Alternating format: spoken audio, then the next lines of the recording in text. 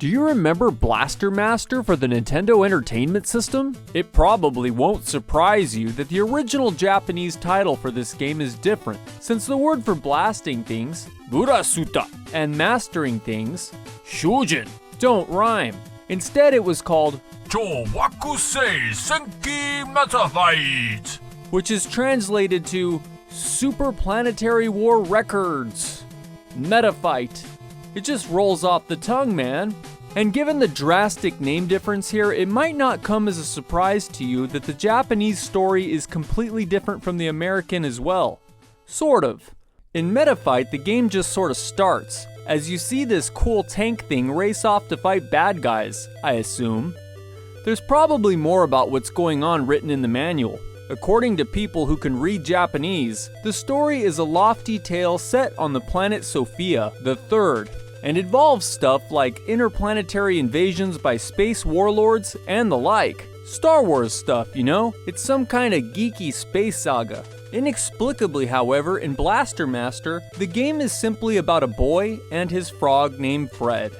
The frog gets out, is exposed to dangerous levels of radiation that should have killed it, and is instead transformed into a giant frog, which then leaps into a hole. The boy follows after, only to find a giant tank, and, of course, now he's going to fight the bad guys. That's quite a story. I guess I find the Star Wars version of things a little bit less implausible. Why would you put on a random spacesuit you just found in a cave? Why would it fit you? And where did this kid learn to drive a space tank? What does any of this have to do with Fred the Frog? I gotta level with you.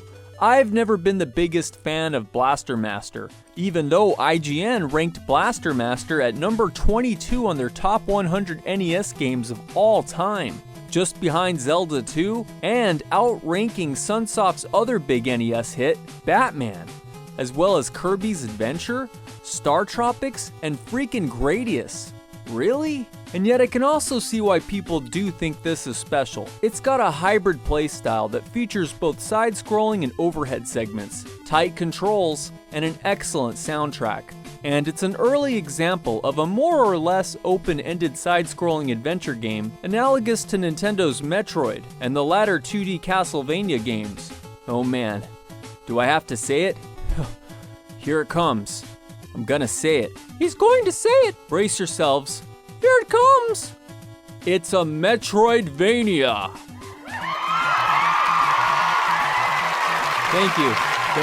Thank you for coming. Anyway, yes, it's an example of a fully retreadable side-scrolling action-adventure game.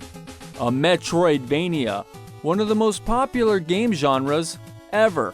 And yet, I still just never found it to be very fun. I hate the frustrating enemy placements, like how I can't shoot this guy because I'm the wrong height to hit him. I hate not knowing where to go, and the absence of a map. And do I really need to go down this excessively long ladder? If I try and just jump off like in Mega Man, I take damage. I guess it's cool that you have the ability to get out of your vehicle to do this, but I'm not so sure it had to be this ridiculously tedious. The overhead sections are like The Legend of Zelda. If all Link ever did was chop down bushes looking for rupees. In this case, you have to blow up blocks, an excessive number of blocks, to find power-ups capable of making your gun strong enough to take on the bosses. And this is a little too repetitive. And the enemies in this game are cheap. In this case, randomly appearing and ramming into me at faster than necessary rates. Slow down, man, come on. And you have to do this a lot in this game. An unbelievable amount of time is spent just plowing through blocks, and I think that kinda sucks. So, because it's a game that I spend most of my time either lost or doing chores, I kinda don't like it, in spite of really wanting to. The side-scrolling platforming sections are actually surprisingly tight. Who knew a tank would be this nimble? But the rest of the game? Well, it's a lot like another famous SunSoft game for the NES, Fester's Quest. And I mean that in the worst way possible. And guess what? If you die, or you need to quit and come back, there's no way to save your progress or start off where you were. No passwords. Nothing. You have to do all these chores all over again from square one. Maybe the first time you navigate these mazes and discover these power-ups, it's kinda neato. But imagine having to do this every single time you switch on the game. You'd lose your mind. There's no way you would want to play this game more than like 2 times.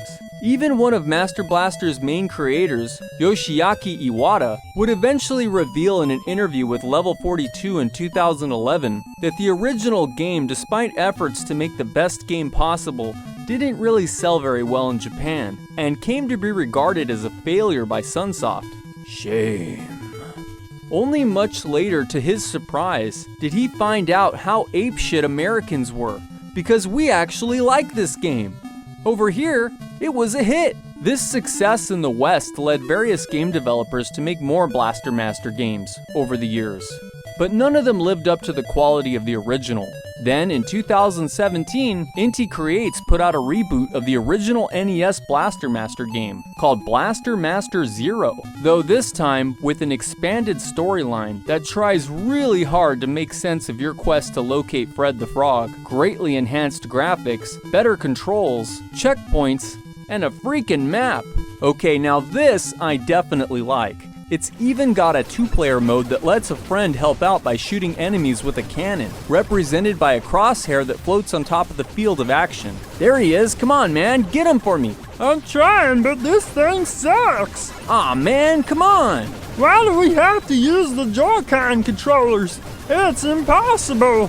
It's like, are your hands covered in butter? They are covered in butter. Oh, you like butter, huh? Well, you better get out of here or I'll...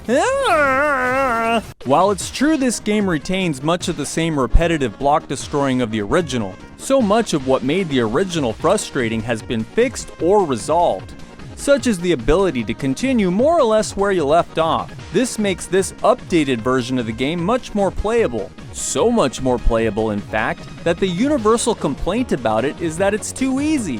Whoa, really? All people do is harp on NES games for being too hard.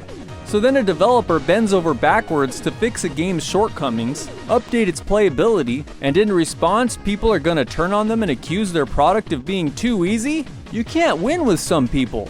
They don't even seem to know what they want. What do you want to do with your life? I want to rock.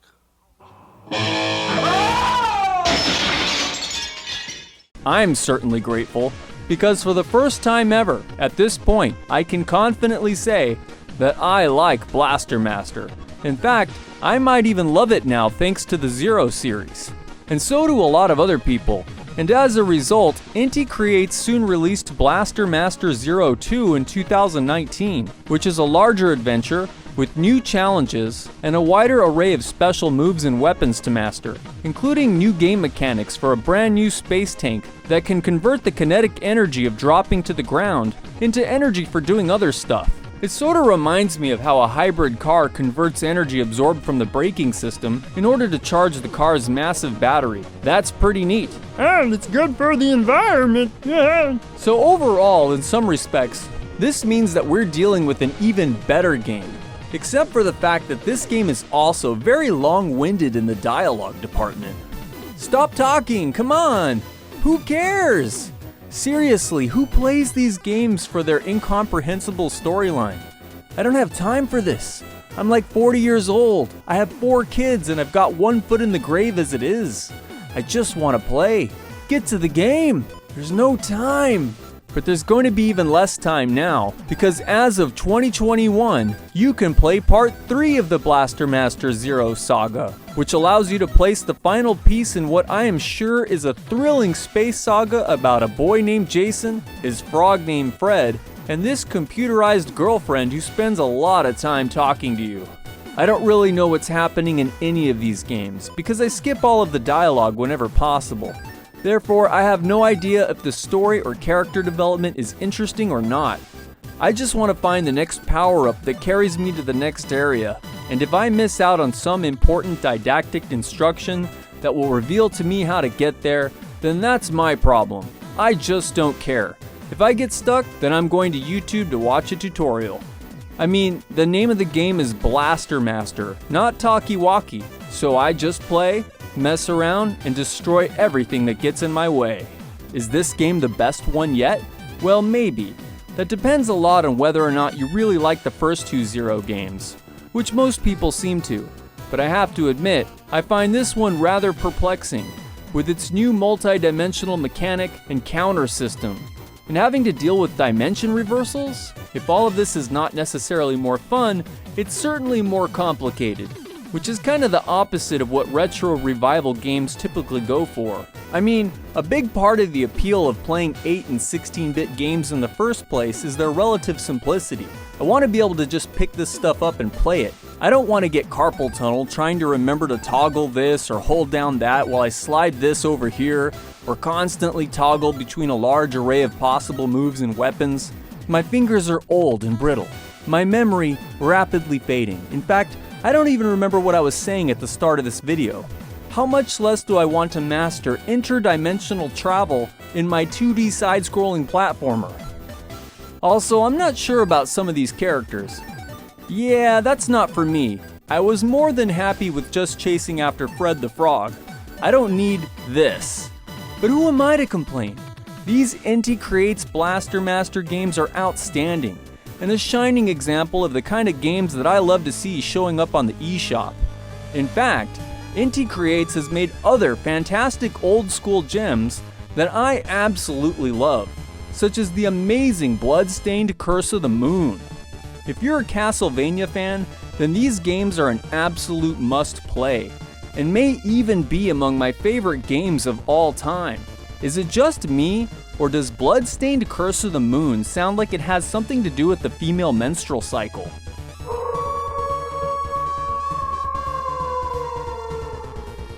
They had to have known what they were doing when they named it that, right? And if they didn't, well, maybe someone should have told them. If I had to choose one Blaster Master Zero game, then it's undoubtedly the first one, which is true to the basic concept, mechanics, and Metroidvania formula of the original NES title. It expands on the story and characters enough to give the game some semblance of coherence and gravity, but it doesn't quite overflow into the anime-riddled madness achieved by the sequels. It's easy to get into, fun to play, and I personally think it's the best game Inti Creates has ever made. The sequels are definitely good too, and make use of some interesting ideas that help enhance the series, such as the interplanetary level select feature from Blaster Master Zero 2. But not all of the novelties add to the fun. I'm not really into these alternate dimension dark worlds, and there was nothing wrong with the overhead combat in this game that it needed to be anything more than just a run and gun. Further, if you're gonna get into the series, and you really want to find out about some of these bizarre characters, or what's going on in the universe you're exploring, then you really do kinda need to play the first Blaster Master Zero game before going on. Or don't! If you're gonna be true to the spirit of the original, just ignore all that craziness, and enjoy shooting stuff with a tank that can jump from platform to platform. That's really what these games are supposed to be about in the first place. So that's Blaster Master. Even though the series never had a proper sequel developed internally at SunSoft, not until long after the original SunSoft went out of business in the mid-90s, it has somehow managed to survive and even thrive at times for over 30 years.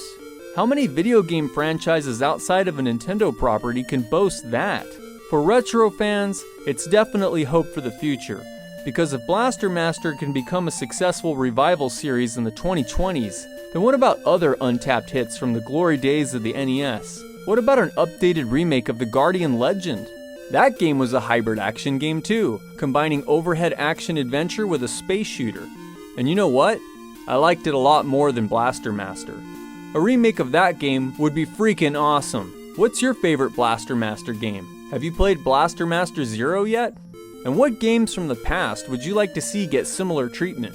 Please, let us know all of this and more in the comments. And thank you to Randall Scott for suggesting that we cover Blaster Master Zero. We hope that you all have a blessed rest of your day or night.